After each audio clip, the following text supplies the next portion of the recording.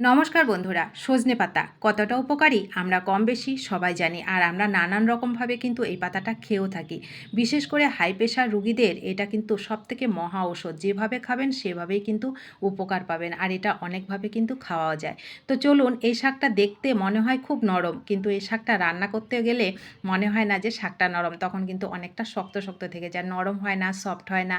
তো কিভাবে তৈরি করলে এই শাকটা একদম নরম সফট তৈরি হবে আর ছোট থেকে বড় সবাই পছন্দ করে খাবে, সেভাবেই আজকে আপনাদের সঙ্গে শেয়ার করব। আশা করি আপনাদের ভালো লাগবে। তো দেখুন, এইটা তৈরি করতে প্রথমে লাগবে হচ্ছে সজনে পাতাগুলো। আমি কুচি কুচি বেশ খানিকটা সজনে পাতা একটা বাটিতে নিয়ে নিলাম। তো পাতাগুলো কোনো রকম যেন শীষ না থাকে সেটা অবশ্যই খেয়াল করবেন। তো আমি বেশ খানিকটা নিলাম পাতাগুলোকে এবার 2-3 বার জল পাল্টে পাল্টে ভালো করে একদম চটকে জল চিপড়ে ধুয়ে নেব।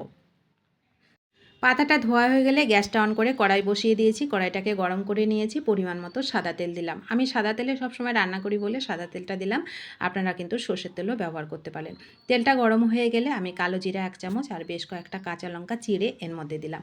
কালো জিরা আর কাঁচা লঙ্কাটাকে তেলের মধ্যে হালকা করে একটু ভেজে নেব, তাহলে খুব সুন্দর একটা মিষ্টি গন্ধ বেরোবে। তো আমি কালো জিরা কাঁচা লঙ্কাটাকে ভেজে নিয়ে বেশ কয়েক কোয়া রসুন এর মধ্যে দিয়ে দিলাম। রসুনের পরিমাপটা সম্পূর্ণ আপনাদের পছন্দের। রসুন পেঁয়াজ আপনারা যেমন খাবেন সেরকমই কম বেশি করে নেবেন। তো আমি এখানে মিডিয়াম সাইজের 2টো পেঁয়াজ ঝিরিঝিরি করে কেটে এখানে দিলাম। পেঁয়াজ আর রসুনটাকে হালকা করে ভেজে নেব, তাহলে কাঁচা গন্ধটা চলে যাবে পেঁয়াজ রসুন। আর পেঁয়াজ রসুন ভাজা না হলে কিন্তু কাঁচা গন্ধটা যখন থাকে খেতে ভালো লাগে না, বেশ একটা উগ্র গন্ধ বেরোয়। তো পেঁয়াজ রসুনটাকে যার জন্য আগেই ভেজে নিয়েছি একটু হালকা করে, তারপরে দিলাম হচ্ছে মিডিয়াম সাইজের 2টো আলু ঝিরিঝিরি করে কেটে দিলাম। আলুটা আপনারা দিয়েও খেতে পারেন, আবার না দিয়েও কিন্তু খেতে পারেন। আলুটা দিলে কি হয় যে ছোটরাও খুব পছন্দ করে খায়, কারণ ছোটরা আলু ভাজাটা ভীষণ পছন্দ করে। তো দেখুন, আলুটাকেও দিয়ে আমি সুন্দর করে ভেজে নিয়েছি, একদম যেমন করে আলু ভাজা তৈরি করে সেরকম করে আমি ভেজে নিয়েছি। তো ভাজা হয়ে গেল, আলু আর পেঁয়াজ রসুন সব কিছু আমি তুলে নিলাম। এবার যে কড়াইটা আছে ওই কড়াইটা আমি ধুয়ে নিয়ে নিই। আপনারা চাইলে ধুয়ে একটুখানি তেল দিয়েও বসাতে পারেন, আবার তেল ছাড়াও কিন্তু বসাতে পারেন। আমি যেই কড়াইটা ছিল, কারণ কড়াইটা পুড়ে যায়নি, যার জন্য একটু হালকা তেল লাগানো আছে, ওর মধ্যেই আমি সজনে পাতাটা দিলাম। সামান্য একটুখানি লবণ দিলাম, আর খুব সামান্য 1 চিমটে বেকিং সোডা দিলাম। বেকিং সোডাটা দিলে এই সজনে পাতাটা একদম নরম হবে, সফট হবে। শাকটা যেরকম সফট হয়, আমরা যে কোনো শাক রান্না করলে যেমন সফট হয় সেরকম সফট হয়ে যাবে।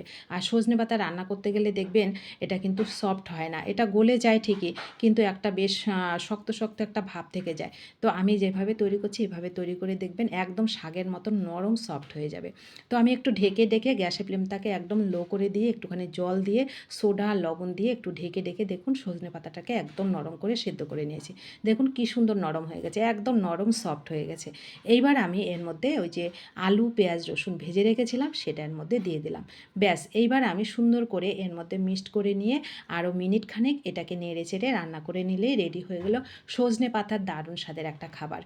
এইভাবে তৈরি করলে ছোট থেকে বড় সবাই খেতে পারে, আর সবাই খুব পছন্দ করবে। কোনো রকম সজনে পাতার গন্ধও থাকবে না। অনেকে আছি আমরা সজনে পাতার গন্ধের জন্য খেতে চাই না, আবার অনেকে আছি সজনে পাতার গন্ধটা বেশ ভালো লাগে। আমার তো খুবই ভালো লাগে, যার জন্য আমি এইভাবে তৈরি করি, একদম শাকের মতন সফট হয়, আর ঘরের সবাই ছোট থেকে বড় সবাই আমরা মজা করে খেতে পারি। তো কেমন লাগলো আপনাদের কাছে এই সহজ রেসিপিটা? আশা করি ভালো লেগেছে। ভালো লাগলে বাড়িতে তৈরি করে খাবেন, আর আপনাদের প্রিয়জনদের কাছে শেয়ার করতে ভুলবেন না।